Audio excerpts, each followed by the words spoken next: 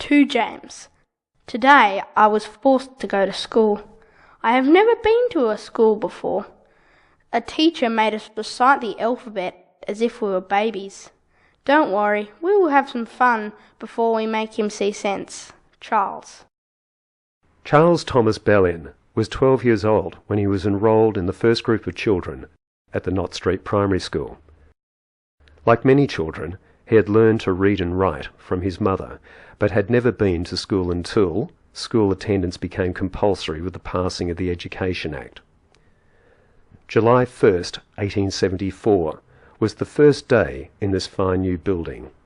By all accounts, the teachers at the new school found some of these pupils, like Charles Bellion, a rebellious lot.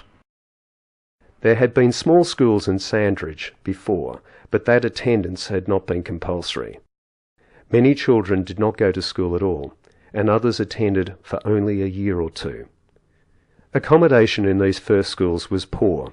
Indeed, the small Church of England school was opened in a tent, and the National School in Bay Street was housed in this corrugated iron building, located on swampy ground on the northeast corner of Bay and Liardet Streets.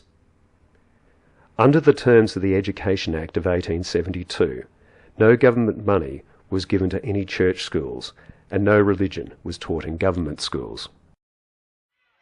St Joseph's Catholic Parish of Sandridge resolved to offer a Catholic education to be paid for by people of the parish and by parents of the children.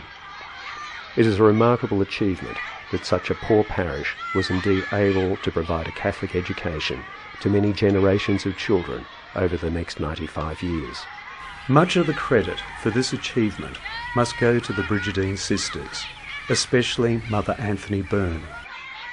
When the first nuns came to the school in 1909, Mother Anthony was one of a group of nuns who walked from their convent in Albert Park on a hot January morning to teach at St Joey's.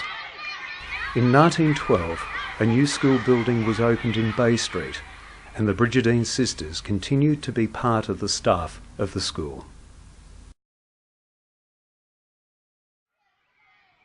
When school attendance became compulsory, most poor children went to the Knott Street State School, number 1427. Here they were taught to read, write, add, subtract, multiply and divide. Learning information off by heart was considered very important, and children could often recite long passages of poetry. Great importance was also placed on having good handwriting, an essential skill for success in many types of employment. At the Knott Street School, children in the 1890s learned a modified copperplate script that characterised their handwriting for the remainder of their lives. Ada was a pupil of Knott Street between 1897 and 1904. This was written in 1993 by Ada when she was aged 92. When children first learned to write, they used a slate instead of paper, thus saving money. In 3 of these sketches, children are carrying slates. The slate was a thin slab of slate stone, highly polished and framed with wood. A slate pencil was used to make fine scratches on its surface. These could be easily removed with a wet rag. School children took part in local and statewide celebrations. One of the most spectacular of these was Queen Victoria's Jubilee, celebrating the 60th year of her reign in 1887. On this occasion, girls from all the state primary schools in Melbourne danced in the grounds of the exhibition buildings. These children at Knott Street could be practising for that event. The number of children of school age increased very rapidly in the 15 years after Knott Street School opened. Families moved into new houses on the north side of the railway line. They were very unhappy about having their children cross the railway line at Bridge Street or Graham Street and campaigned for a school on their side of the tracks. Graham Street School opened in temporary buildings in May 1889, but at first it was only an annex of Knott Street.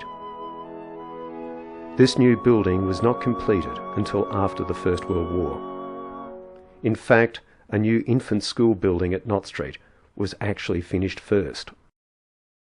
Some children did not have a positive experience of schooling.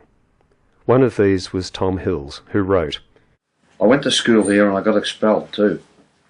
I went to St Joseph's, but that didn't last. I hated the kid in front of me and I stuck a pin in his behind one day, and Sister Anthony gave me one bloody big whaling with the strap.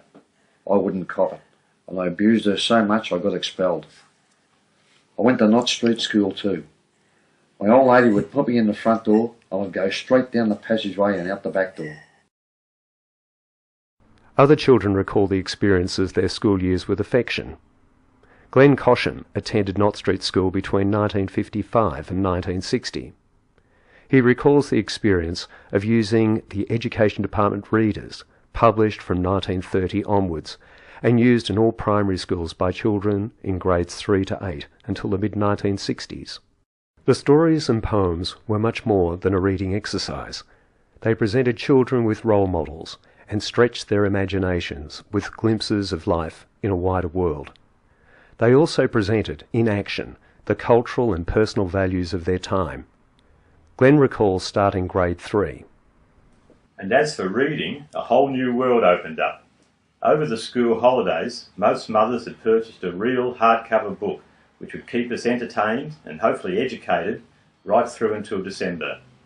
Although the longest stories were only 5 to 6 pages and often were excerpts or condensed versions of longer works, nevertheless they introduced us to the writings of the Brothers Grimm, Ethel Turner, Mary Gilmore, Robert Louis Stevenson and Alfred Tennyson.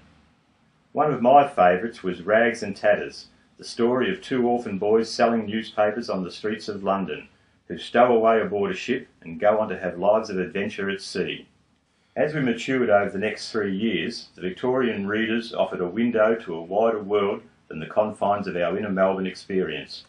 With no personal links to rural Australia, stories such as Lost in the Bush, The Drover's Wife and Clancy of the Overflow gave an insight into the courageous triumph over the hardships of life on the land." From 1874 until about 1960, many Port Melbourne children completed their education at either Knott Street or Graham Street primary schools, that each had grades 7 and 8. Some boys went to South Melbourne Technical School, which opened in 1916. A small number of boys and girls, of whom Glenn was one, left after grade 6 and spent 2 years at Middle Park Central School so that they could sit for the entrance exams to Melbourne High School or McRobertson Girls High School. Other girls moved to J.H. Boyd's Girls' School in City Road. This school began as part of the Montague State School, where, in 1901, a cookery centre for girls from surrounding schools was being supervised by Ada Wilkins. In 1927, it moved to the City Road site and was renamed the J.H. Boyd School for Domestic Economy in 1930, when Mr. Boyd left them a substantial bequest. Lois Daly attended J.H. Boyd in the 1950s. She says, J.H. Boyd was the chosen school for me at age 14 by my loving parents, Jessie and Albert. I was not consulted, as I, like most of my schoolgirl friends, believed parents knew best. Girls' education was not seen as important as it was for my brother. We were not seen as future breadwinners for our families. Our education prepared us for the workforce in an office, factory. University was never mentioned. I loved music, English, sport, and disliked science, maths and history. I look back on my education with great happiness.